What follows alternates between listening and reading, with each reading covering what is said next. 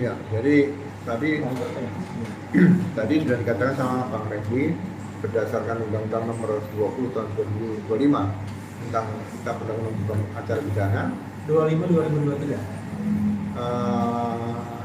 Nomor 1 tahun 2023 itu KUHP, kalau KUHP 20 tahun 2025. Oh, 20/2025. Oke. Ya. Nah, itu di situ jelas. Ya, jadi pasal 79 sampai 82 ini penyidikan masih dalam tahap penyidikan di situ. Jadi seharusnya pada saat salah satu atau lebih dari satu terlapor akan mengajukan RJ, penyidik melihat berkas perkara ini sudah siap untuk pelimpahan pertama ke kejaksaan belum? Ya. Kalau berkas sudah siap untuk dilimpahkan ke kejaksaan pada saat pelimpahan pertama, itu penyidik juga bisa memberitahukan kepada terlapor atau pelapor bahwa ditawarkan apakah akan melakukan restoratif justice. Nah, pada saat mereka menerima untuk melakukan restoratif justice, kemudian diundang semua para terlapor dengan pelapor. Nah, kemudian waktunya hanya 7 hari. 7 hari itu dilakukan kesepakatan.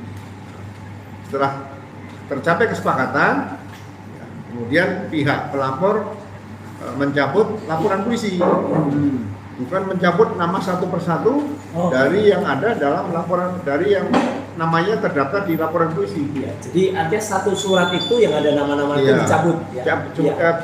Laporan polisinya otomatis dicabut. Semua terlapor nama itu juga tercabut. Ya. Ya, jadi bukan sama dengan mencabut uban rambut itu. Iya, satu. Kemudian setelah itu dilaksanakan dalam 7 hari, penyidik menerbitkan surat perintah penghentian penyidikan atau SP3. Nah, SP3 itu langsung diberikan kepada kejaksaan baik penuntut umum dan pada pengadilan. Yaitu itu waktunya 3 hari. Jadi otomatis dalam RJ itu 10 hari, tidak bisa lebih dari 10 hari itu hukum acara pidana bicara. Nah, kalau tidak tercapai kesepakatan dalam 7 hari, penyidik akan membuat berita acara RJ tidak bisa terlaksana dan kemudian dijadikan bagian dari berkas perkara, langsung perkara tersebut dilimpahkan ke kejaksaan. Gitu. Jadi tidak ada RJ ya, tidak ada RJ, langsung kejaksaan, sehingga RJ itu bisa dilaksanakan pada saat pihak penyidik sudah mengetahui posisi kasus itu sebenarnya dan berkas sudah siap dilimpahkan ke kejaksaan. Nah, kalau kemudian dalam SP3 yang diterima selama ini oleh 3 orang, yaitu Pak Egy Sujana, Damir Lubis, dan Rismon, berarti di situ SP3 itu dasarnya adalah pencabutan laporan polisi. Harusnya harus dicantumkan. Nah, kalau sudah ada pencabutan laporan polisi, berarti laporan polisi yang berkaitan dengan berkas perkara tersebut dinyatakan sudah selesai. Tidak ada lagi nanti diadakan SPDP baru dan sebagainya. Karena surat perintah dimulai penyidikan atas SPDP itu satu laporan polisi, satu SPDP. Ya kan? SPDP kalau misalnya ada pengembangan tersangka, itu tetap SPDP lama dikirimkan kembali kepada kejaksaan, bukan dibuat baru lagi, nomornya baru, bukan. Tetap yang lama ya? Iya, seperti itu. Jadi satu laporan polisi, satu surat perintah dimulai penyidikan.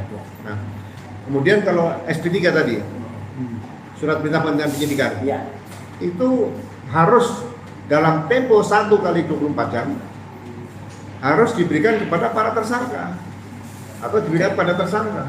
Kenyataannya saya nggak pernah terima. Seharusnya yang ada dalam laporan polisi yang dicabut oleh pelapor itu semua tersangka di situ dapat SP3, aturannya seperti itu. Ya, jadi ketentuan sangat ketat. Ya, jadi sebetulnya bagi saya ingin saya tambahkan, restoratif justice ini bukan barang baru. Ya. Dulu udah ada ya? Dulu belum ada, tapi banyak dilaksanakan. Oh iya. Seperti contoh ini. Hukum acara pidana yang lama kan Undang-Undang Nomor 8 tahun 1981. Nah, tahun 1991 saya waktu itu Kapolsek. Saya pernah melaksanakan RJ. Dua pihak bulan puasa, ya kan?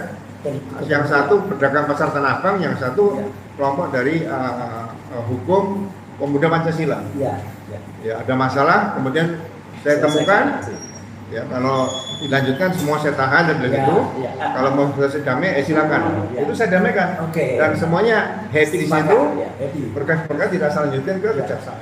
Jadi saya rasa restoratif justice ini yang di dalam hukum acara pidana itu menurut saya bukan barang yang baru Ya. dan itu sudah banyak dilaksanakan oleh rekan-rekan penyidik, mungkin di atas saya angkatannya, mungkin di bawah saya dan sebagainya.